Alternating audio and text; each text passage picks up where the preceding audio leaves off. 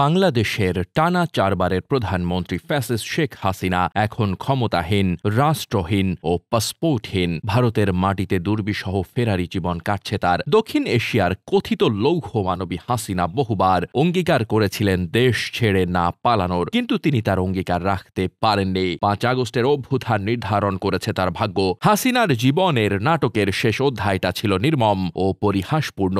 গণভবনের টেবিলে তার জন্য মধ্যাহ্ন ভোজের বাড়া ভাত দিয়ে ক্ষুধা নিবারণ করেছে। অভ্যুত্থানকারীদের কেউ কেউ দেশে দেশে অত্যাচারী শাসকরা এভাবেই পালিয়েছে জনরোষ থেকে প্রাণ বাঁচাতে। পরবর্তীতে বিদেশের মাটিতে জীবনাবসান ঘটেছে তাদের অনেকের। ইরানের ফ্যাসিস্ট শাসক শাহরেজা পাহলভি মিশরের কায়রোতে ১৯৮০ সালে মারা যান নির্বাসিত অবস্থায়। অন্তিম ইচ্ছা সত্ত্বেও তাকে ইরানের মাটিতে কবরের অনুমতি দেওয়া হয়নি। মৃত্যুকালে শাহ হাসপাতালের বিছানার নিচে নিজ মাতৃভূমির এক বস্তা মাটি রেখেছিলেন সযত্নে। সেই মাটি ছিটিয়ে দেওয়া হয় তার কবরের উপর। হাসিনা অবশ্য সহি সালামতে আছেন ভারতে, যদিও তিনি চট করে দেশে ফেরার আওয়াজ দিচ্ছেন থেকে থেকেই। বাংলাদেশ সরকার হাসিনা এবং তার মন্ত্রী, এমপি ও পরিবারের সদস্যদের নামে স্বীকৃত ৫৬৯টি পাসপোর্ট বাতিল করেছে ১৪ সেপ্টেম্বর। বিশেষ প্রাধিকারভুক্ত লাল পাসপোর্ট বাতিলের পর বেকায়দায় পড়েন হাসিনা। পালানোর পরই ভারতের বাইরে অন্য কয়েকটি দেশে আশ্রয় প্রার্থনা করে ব্যর্থ হন তিনি। ভারত হাসিনার রাজনৈতিক আশ্রয়ের বিষয়টি নিশ্চিত না করলেও ট্রাভেল ডকুমেন্ট ইস্যু করেছে তার জন্য। গত ৯ অক্টোবর ইস্যুকৃত এই ডকুমেন্টের মাধ্যমে তিনি সুযোগ পাবেন বিভিন্ন দেশে ভ্রমণের। ট্রাভেল ডকুমেন্ট এক ধরনের বিশেষ পরিচয়পত্র। নিজ মাতৃভূমির পাসপোর্ট পেতে ব্যর্থ ব্যক্তিবর্গ সাধারণত পেয়ে থাকেন এই ট্রাভেল ডকুমেন্ট। ১৯৫৪ সালে এ সংক্রান্ত আন্তর্জাতিক চুক্তিতে স্বাক্ষরকারী দেশগুলো প্রদান করতে পারে এই ডকুমেন্ট। ভারত দালাই লামা সহ কয়েক লাখ তিব্বতী শরণার্থীকে এই ট্রাভেল ডকুমেন্ট দিয়ে আসছে। দেশটির ম্যাকলিয়ডগঞ্জ সহ বিভিন্ন স্থানে শরণার্থীদের জন্য রয়েছে এই ব্যবস্থা। দীর্ঘ ৩ মাসেও হাসিনার ভারতের রাজনৈতিক আশ্রয়ের বিষয়টি নিশ্চিত হয়নি। এদিকে সহসাই তাকে ফিরিয়ে এনে আন্তর্জাতিক মানবাধিকার অপরাধ আদালতে দাঁড় করানোর জন্য ইন্টারপোলের রেড অ্যালার্ট নোটিশ চেয়ে চিঠি পাঠিয়েছে বাংলাদেশ। হাসিনার নির্দেশে যেখানে সাধারণ পাসপোর্ট মুহূর্তেই পরিণত হতো অসাধারণ কূটনৈতিক ও দাপ্তরিক পাসপোর্টে, সবুজ জমিনের পাসপোর্ট ধারণ করত লাল বর্ণ।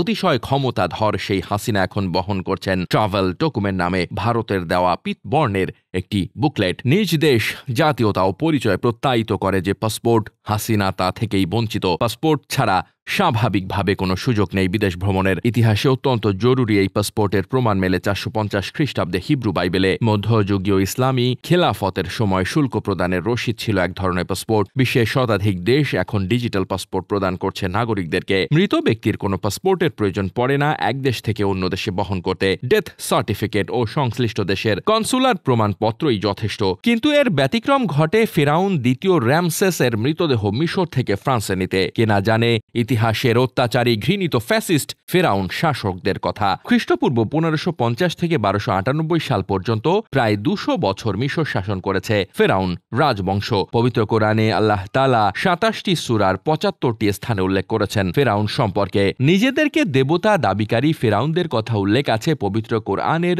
সূরা ইউনুসের ৯২ আয়াতে। হযরত মুসা আলাইহিস সালাম ও তার বংশধরদের ওপর ফেরাউনের নির্মম অত্যাচারের বয়ান আছে তাতে। পানিতে ডুবে মৃত্যুর ঘটনা উল্লেখিত হয়েছে পবিত্র কোরআনে। আর মৃত্যুর পর ফেরাউন র‍্যামসেস শরীর অক্ষত রাখা হবে পরবর্তী সীমা লঙ্ঘনকারীদের জন্য সতর্ক বার্তা হিসেবে। এমনই একজন ফেরাউন শাসক ছিলেন দ্বিতীয় র‍্যামসেস। লোহিত সাগরে পানিতে ডুবে যার মৃত্যু হয়। প্রায় ৩০০০ বছর পর ১৮৮১ সালে মিশরে আবিষ্কৃত হয় ফেরাউন র‍্যামসেসের মৃতদেহ। পরে মমি করে রাখা হয় কায়রোর জাদুঘরে। ১৯৭৫ সালে ফরাসি চিকিৎসক মরিস বুকাইল মমিটি দেখেন। র‍্যামসেসের মমি ব্যাকটেরিয়া আক্রান্ত হতে পারে এমন আশঙ্কা করেন ডাক্তার বুকাইল। মিশর সরকার সিদ্ধান্ত নেয় মমিটি পরীক্ষার জন্য ফ্রান্সে পাঠানোর। বিশ্বের কোনো দেশেই মৃতদেহ বহন করতে প্রয়োজন হয় না পাসপোর্ট। কূটনৈতিক ভাষায় বলা হয়ে থাকে ডেড বডি ইজ নোবডি। কিন্তু ব্যতিক্রম হল ফ্রান্স। দেশটিতে প্রবেশের ক্ষেত্রে জীবিত বা মৃত সবার জন্যই প্রয়োজন একটি পাসপোর্ট। মিশর সরকার ফেরাউন র‍্যামসেসের জন্য একটি পাসপোর্ট ইস্যু করে। রাজা হিসেবে পাসপোর্টে উল্লেখ করা হয় তার পেশা।